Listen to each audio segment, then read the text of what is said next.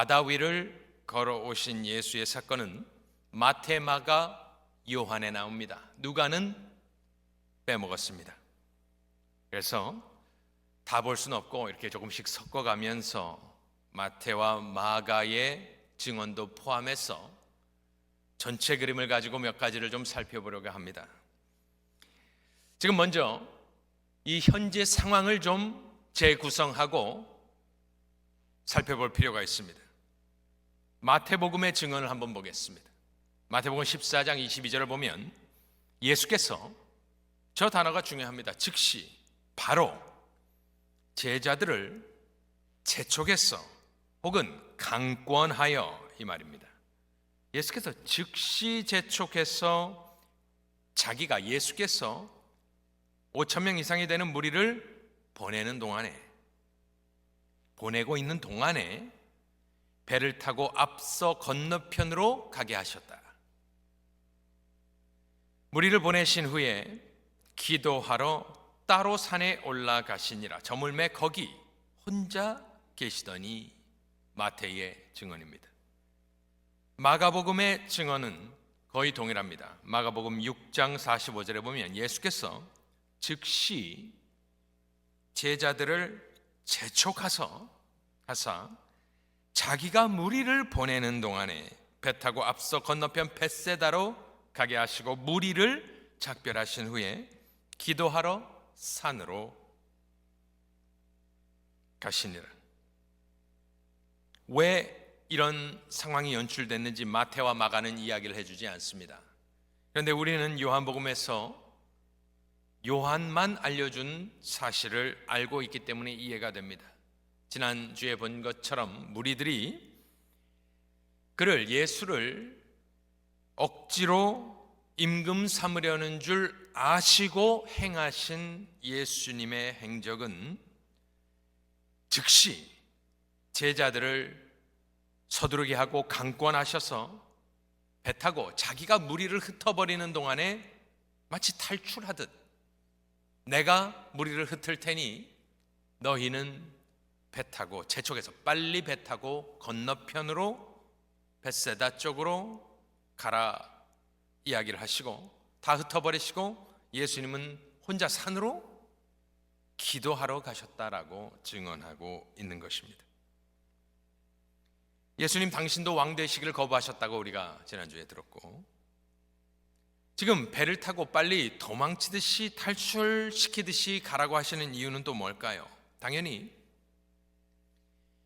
아직 영적으로 성숙하지 못한 당신의 제자들이 이 군중 심리에 휩쓸려서 군중들처럼 예수가 오신, 또 예수가 누구신지 그 본질에서 벗어나서 자신들이 원하는, 자신들의 문제를 해결해 주는 왕을 삼고자 하는 그 세속적인 마인드에 휩쓸려 가버릴까 봐, 나의 제자들 또한 이 세상 사람들의 불신의 전염병에 걸릴까 봐 그들을 보호하시기 위해서 그들로 하여금 빨리 그 자리를 벗어나게, 탈출하게, 배 타고 탈출하게끔 하셨던 것입니다. 그것이 예수님의 뜻입니다.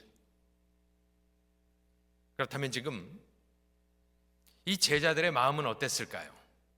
예수님의 수준을 깨닫지 못하는 이 제자들, 영적이지 않은 이 제자들은 지금 당황했을 것이고 실망했을 것이고 분노했을 것입니다.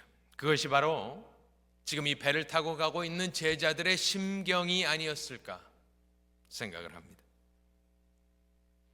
그러니 이 마음속에서도 광풍이 몰아치고 있는 것 아니겠습니까? 지금 밖의 상황은 어떻습니까? 요한복음 16장 18절에 보니까 큰 바람이 일었답니다. 큰 바람. 헬라 말도 별 수사 능력이 없습니다. 크다고 나오는 건 다 우리가 잘 아는 메가라는 단어입니다. 다른 뭐 단어가 없습니다. 그냥 큰 바람입니다. 큰 바람이 불어 파도가 일어나더라. 비는 모르겠고 어쨌든 파도가 크게 일어나고 있습니다. 정말 풍파가 일어나고 있는 겁니다. 19절에 보니까 제자들이 노를 저 얼만큼 갔냐면은 10열이, 한국말로 10열이라 적어놨는데 스타디온으로서 한 3.5마일 들어갔습니다. 마태복음 14장의 증언을 보니까, 마태복음 14장 24절을 보니까 배가 이미 육지에서 수리나 떠나서 바람이 거슬러 부르고 있었다. 물결로 말미암아 고난을 당하더라. 그러니까 배가 나가질 않습니다. 25절에 밤 사경이다 합니다. 밤 사경. 사경이 무엇인가 이렇게 좀 찾아보니까 밤 사경은 새벽 3시에서 6시 사이를 가리켜 밤 사경이라고 한답니다. 지금 요한복음에서는 날이 저물어 배를 타지 않았습니까? 오병이어 끝나고 날이 저물 때, 해 떨어지기 전에 어둑어둑해질 때 배를 탔는데, 예수가 다가온 시간은 밤 사경, 새벽 3시에서 6시 사이. 지금 몇 시간을 가는 겁니까? 마가복음 6장 47절에 보면 저물매 배는 어디에 있었느냐? 바다 가운데라는 말은 정중앙이란 말과 비슷합니다. 바다 가운데에 있었다. 바람이 불고 바람이 거슬려 불기 때문에 수시간, 9시간, 10시간 노를 젓고 있지만 앞으로 가지 못하고 오도 가도 못하는 상황인 것입니다. 자기들이 간다고 한 거 아닙니다. 예수님이 가라고 하셔서 어쩔 수 없이 마지못해서 떠나갔습니다. 예수님이 가라 그래서 갔는데 큰 파도를 만났습니다. 이 제자들이 뱃사람들도 있고 하지만 지금 이들의 현재 상황은 참으로 답답한 상황이 아니겠습니까? 예수님의 뜻도 의도도 알 수 없는 그들, 배에 탔지만 폭풍 위에 갇혀버린 그들, 실망, 배신감, 분노. 저는 큰 노를 저어본 것은 아닙니다만은 몇 시간 노를 저었다고 생각해 보십시오. 손은 물집이 생기고 목은 얼마나 마르겠습니까? 배는 얼마나 고프겠습니까? 또 파도가 치는데 바람이 세게 불면 다 젖는 것 아니겠습니까? 그 상황이 지금 이들이 갇혀 있는 상황입니다. 그때 6장 19절에 보면 예수께서 바다 위로 걸어 배에 가까이 오셨다 되어 있습니다. 이 바다라는 단어는 갈릴리 바다, 디베랴 바다를 큰 호수기 때문에 그들은 항상 바다라고 불렀습니다. 욥기 9장 8절을 보면 이 상황과 딱 맞아 떨어지는 구절이 있는데, 그가 하나님을 묘사하며 그가 홀로 하늘을 펴시며 바다 물결을 밟으시며, 이사야 35장에 보면은 겁내는 자들에게 이르기를 굳세어라 두려워하지 말라. 보라 너희 하나님이 오사 보복하시며 갚아주실 것이라. 하나님이 오사 너희를 구하시리라. 하나님이 오사. 예수님께서는 종합적으로 이렇게 보면은 예수님께서는 어떤 친구가, 제가 초반부에 말씀드린 것처럼 예수가 무리를 걸었다면서, 그것은 잘 모르니까 그렇게 생각하고 말하는 것입니다. 예수께서는 단순하게 물 위를 걸으신 것이 아니라 바다 위를, 그것도 잔잔한 바다가 아닙니다. 엄청난 광풍과 함께 높이 이는 파도치는 갈릴리 호수이자 바다와 같이 넓은 물결을 밟고 3.5마일 정도를 걸어오신 것으로, 이것은 욥기와 이사야 또 많은 시편에서 말하는 것처럼 이것은 예수님이 창조주로서, 하나님으로서 바다와 바람과 파도의 주인으로서 바다 물결을 밟으시며 그 발 아래 파도를 굴복시키시며 바다 중간에 갇혀있는 제자들을 구원하시기 위하여 예수께서는 물 위를 걸으신 것입니다. 그러니까 보통 우리가 세상 사람들이 얘기하는 것처럼 예수가 물 위를 걸었다면 그게 아니란 말입니다. 잔잔한 호숫가 끝에서 야 내가 한번 물 위를 걸어볼 테니 봐라, 야 한번 마술을 보여줄게가 아니란 말입니다. 말씀드린 대로 예수님의 기적은 한 번도 그런 적이 없습니다. 항상 긍휼이 모티베이션입니다. 무언가 사건이 일어나고 예수님이 해결해 주시는 것이지 야 내가 물 위를 한번 걸어볼게, 그것이 아니었다는 말을 우리가 기억해야 될 것입니다. 폭풍의 바다 위를 걸어오신 사건은 기적으로 풀면 안 됩니다. 왜냐하면 여기는 어떻게라는 것이 질문에 대한 그 대답이 없기 때문이고요. 가만히 생각해 보니까 이것은 목양으로, 목회적으로 풀어야 되는 것입니다. 기적 자체가, 보여줌 자체가 목적이 아니었기 때문입니다. 왜 왔냐는 겁니다. 예수님은 지금 상황이 어땠습니까? 이들이 저녁부터 밤이 되어서 초저녁부터 배를 타고 가고 있는 동안에 예수님은 뭐하고 계셨을까요? 기도하러 올라가셨으니 기도하고 계셨겠죠. 소위 지금 말로 하면 철야 기도를 하고 있는 겁니다. 저녁부터 8시, 9시, 10시, 11시, 12시, 1시, 2시, 새벽 3시. 예수님은 그 전날 무엇을 하셨나요? 제자들과 함께 가르치시고 병 고치시고 오병이어를 궤적을 베풀어 주셨습니다. 예수님은 피곤하지 않았을까요? 제자들도 피곤했지만 예수님도 피곤했을 것입니다. 그런데 제자들이 어려움을 겪고 있는 것을 아시고 예수께서는 그 새벽에 걸어서 산에서부터 걸어 내려오시고 쭉 걸어 들어오셔서 새벽 3, 4시경에 폭풍의 바다를 뚫고 목자 되신 예수께서 지금 뭐 하시는 건가요? 신방 오신 겁니다. 예수님 목자시기 때문에 그런 겁니다. 요술이 아닙니다. 마술이 아닙니다. 물 위를 걷는 기적을 보여준 게 아닙니다. 당신의 사랑하는 제자들이 무지한 제자들입니다. 아직 깨닫지 못하는 자들입니다.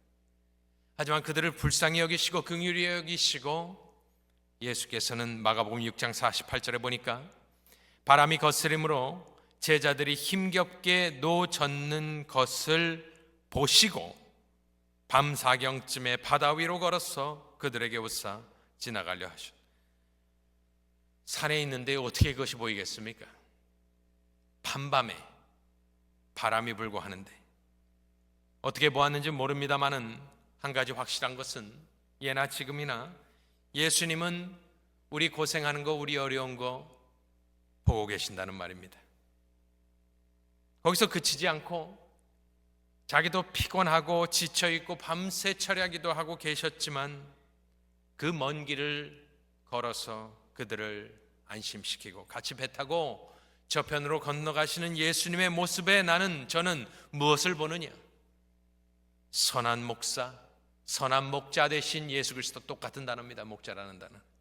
나는 선한 목자라. 선한 목자는 양들을 위하여 목숨을 버린다. 이 둘째 유월절 경에는 이렇게 해서 그들에게 찾아오시지만 1년이 지난 마지막 유월절에는 당신 자신은 사망의 파도와 같은 것에 삼키워져서 이 배 타고 있는 제자들 또 당신의 백성들을 위하여 대속의 제물로 죽으시게 되는 것입니다. 예수님이 요한복음에 배 가까이 오셔서 두려워하는 그들에게 뭐라고 하셨는지 보면은 20절에 뭐라고 예수님께서 그들에게 선언을 하시냐면 이르시되 나다 이야기를 합니다. 내니 두려워하지 말라 하십니다. 여기서 내니 나다 이 말을 이렇게 찾아보면 언젠가 요한복음 4장에서 설교한 것처럼 나다라는 말이 특이한 단어로서 에고 에이미라는 뜻으로 그것은 나는 스스로 있는 자니라 야훼가 그 말이 줄여서 표현할 때 영어로는 그냥 I am이라고 합니다. 예수께서 나다라는 표현을 여러 가지 하실 수 있었지만 특별히 이 사도 요한은 세베대의 아들 요한인 것으로 우리가 전통적으로 해석할 때 가장 먼저 예수를 따른 사람 중에 하나입니다.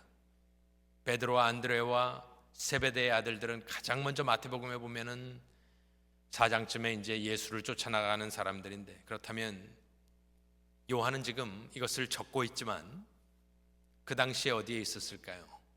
분명히 이 요한은 이 배에 타고 있었던 것입니다. 그때 상상할 수도 없는 일이 일어나는데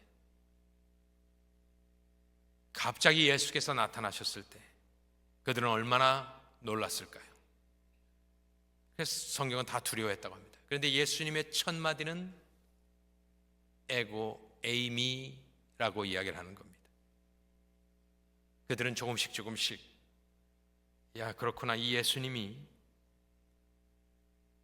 야훼 하나님이 삼위일체 신으로서 육신을 입고 이 땅에 오셔서 정말 이 예수님이 사람, 단순한 인간이 아니라 나다 이야기했을 때 스스로 있었던 태초의 말씀이 계셨던, 그 말씀이 곧 하나님이셨던, 지금 하나님이 욥기의 말씀처럼 바다를 밟고 걸어오신 것을 그도 그때 깨달으며 믿어가기 시작했던 것, 그것이 맞는 것입니다. 이 바다 위를 걸어오신 사건, 그렇게 그 이유 때문에 그 상황 가운데 예수님은 걸어오셨고, 결국에는 이 사건도 오병이어처럼 당신이 누구이신지를 계시하는데 이 상황을 통해서 사용하셔서 당신을 계시하고 계신 것입니다. 결론을 내리겠습니다. 이 모든 상황 가운데 요한은 별 말이 없는데 마태와 마가는 조금 더 다른 말을 이렇게 집어넣었습니다. 그때 상황을 묘사할 때에 마태복음 14장 26절에 보니까 제자들이 그가 바다 위로 걸어오심을 보고 놀라 뭐라고 하냐면은 유령이라 하며, 유령이다가 아니라 무서워하여 소리 지르거늘, 서로 막 혼비백산하며 난리가 난 거죠. 얼마나 무서웠겠습니까? 예수님은 야훼 신인데 이들은 유령이랍니다. 마가복음 6장 49절에도 제자들이 그가 바다 위로 걸어오심을 보고 유령인가 하여 소리 지르니 배에 올라 그들에게 가시니 바람이 그치는지라 제자들이 마음에 심히 놀라니. 왜 이렇게 놀라고, 바다도 무서운데 지금 예수님을 보고 더 무서운 겁니다. 왜 그랬느냐? 이는 그들이, 마가만 이 이야기를 합니다. 그들이 그 떡 떼시던 일을 깨닫지 못하고 도리어 그 마음이 둔하여졌음이로라. 그 마음이 어떻게 됐다? 둔하여졌다를 찾아보니까 강팍하게 되었다라는 말을 저렇게 표현을 하였습니다. 마가 입장에서 봤을 때는 이 사람들이 예수를 보고 유령이라고 이야기하면서 놀라는 이유는 꾸중받을 만한 일인데, 그 이유는 바로 그 전에 있었던 일, 떡 떼시던 일을 그들이 깨닫지 못하고 아직도 우둔하였어. 그 사건이 무슨 사건인지를 아직 그들이 깨닫지 못하고 도리어 그 마음이 둔하여졌기 때문에, 강팍해졌기 때문에 이들이 놀라고 소리 지르고 유령이라 했다라는 이는, 그 이유를 설명을 한 것입니다. 우리는 어쨌든 이 이야기를 잘 알고 있고, 우리도 인생의 폭풍 가운데 갇혀 있을 때에 믿음으로 잘 견디고 승리해야겠다 우리도 다짐은 하지만, 정작 우리도 폭풍을 만나면은 별발 다른 것 없이 반응하는 우리의 연약한 모습을 볼 때, 우리 자신에게 실망하는 모습을 볼 때, 우리가 깨달아야 되는 것은 무엇이냐면은, 우리가 그렇게 반응하지 않아야 된다는 걸 알면서도 넘어지고 무너지는 이유는 마가의 이야기를 따르면 우리 마음이 어떻게 되어서 강팍해져서 예수가 누군지를 깨닫고 있지 못하기 때문이다 이야기를 하는 겁니다. 이 제자들의 마음이 둔하여진 이유는 제가 초반부에 묘사한 대로 그들이 배를 탈 때 마음이 상해 있었기 때문에, 마음이 상해 있으면 이들은 내 중심을 생각하고 있는 겁니다. 이제 내가 어느 한 자리를 할까? 내 기대감, 그것은 나에 대한 생각을 하고 있는데 예수님이 그것을 뺏어가 버렸거든요. 한 자리 하려고 기분 좋아 있는데 다 흩어버리고 다시 원점으로 돌리셨거든요. 그러니까 내 마음이 분하고 원망스럽고 두렵고 떠는 마음이 생기면 우리 마음은 어떻게 되느냐? 마치 지금 파도가 치고 광풍이 이는 것처럼 예수님이 보이지도 않고 예수님을 생각할 겨를도 없게 되는 것이 바로 우리의 모습인 것을 생각할 때에, 저와 여러분이 우리 폭풍 가운데서 예수님을 믿음으로 보실 수 있기를 바랍니다. 내 마음이 분노로 꽉 차 있으면, 즉 섭섭함으로 가득 차 있으면, 내가 2년을 쫓아다녔는데 지금 무슨 일을 하고 있는 건가 예수께서, 이런 분노의 마음으로 가득 차 있으면 예수님이 보이지 않습니다. 그때 예수님이 보이려면 어떻게 돼야 되겠는가? 그때 생각난 구절이 있었습니다. 그 구절은 마태복음 5장 8절의 말씀으로, 마음이 청결한 자는 복이 있나니, 마음이 청결한 자는 무슨 복이 있나요? 그들이 하나님을 볼 것이요. 오늘 우리 찬양대도 발복에 대한 찬양을 했는데, 그렇구나, 내가 왜 많은 상황 가운데 예수님이 보이지 않는가? 내 마음이 답답함으로, 두려움으로, 아쉬움으로, 분노로 내 마음이 청결하지 못하기 때문에, 내 마음이 다른 걸로 꽉 차 있으니까 하나님이 보이지 않는구나. 제자들도 그 심경 다 알 수는 없지만 강팍해져 있다라고 마가가 증언했다면 여러 가지 감정이 섞여 있는 것이 분명한데, 그러니 그들이 예수가 찾아왔는데도 유령이라고 부르는 아주 참 어려운 상황이 발생을 한 것을 보았을 때, 저와 여러분은 영성 유지가 무엇인가? 다른 것이 아닙니다. 내 마음을 청결하게 유지하는 것, 어떠한 분노도 아쉬움도 섭섭함도 없이 내 마음이 청결하게 유지될 때에, 비워져 있을 때에, 그때 우리는 폭풍을 뚫고 바다를 밟고 나를 구원해 주시러 오시는 그 예수님이 보이게 될 줄로 믿습니다.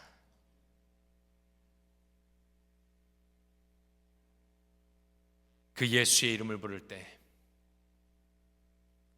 마다하지 아니하시고 먼 길을 걸어오시는 우리 주님, 그분을 기대하시고 붙잡고 그의 이름을 부르시며 승리하시는 복된 성도님들 되시길 간절히 축원합니다.